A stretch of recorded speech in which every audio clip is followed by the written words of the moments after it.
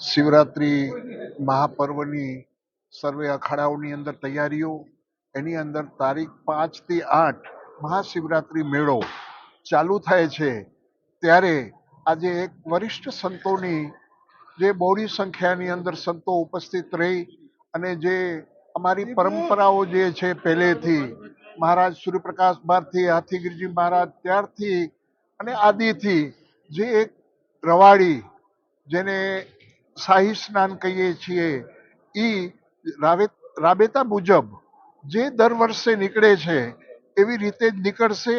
અને હજી પણ અમારા વરિષ્ઠ સંતો પણ વિવિધ ક્ષેત્રથી આવી રહ્યા છે, ત્યારે પણ એની અંદર એક મિટિંગ બેસશે અને જે અમારી પરંપરા છે એની અંદર કોઈ પણ બાંધછોડ અમે નહીં કરીએ એવું આજે વરિષ્ઠ સંતોની ઉપસ્થિતિમાં અને હરેક સાધુની ઉપસ્થિતિમાં આજે પ્રસ્તાવને પાસ કર્યો છે.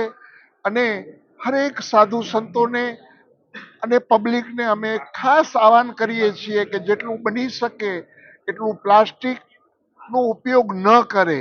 અને આજે સરકાર શ્રી એની અંદર પણ હાઈકોર્ટે હુકમ કર્યો છે કે પ્લાસ્ટિક ગિરનાર ઉપર કોઈ લઈ જશે તો એમને દંડ કરવામાં આવશે. તો હરેક મેળો માણવા વાળી જે પ્રજા છે એને હું મારી એક નમ્ર અપીલ છે કે આ પ્લાસ્ટિકનો ઉપયોગ ન કરો અને આપણે જે વનરક્ષક પ્રાણીઓ હોય એને કાંઈ નુકસાન ન થાય એવી રીતે આપણે આ મેળો માણવાનું છે અને ધર્મનું ભાતું ભરવાનું છે.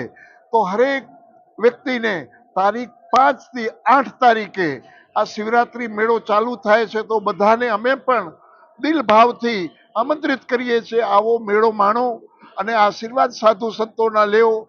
એવી હું પણ ભગવાન પાસે પ્રાર્થના કરું કે આ મેળો સુખ શાંતિ અને સમૃદ્ધિથી જાય એવી ભગવાન દત્તાત્રેય પાસે, માં જગદંબા પાસે, ગુરુ ગોરક્ષનાથજી પાસે અમારી પ્રાર્થના. અસ્તુ. ઓમ નમો નારાયણ. જય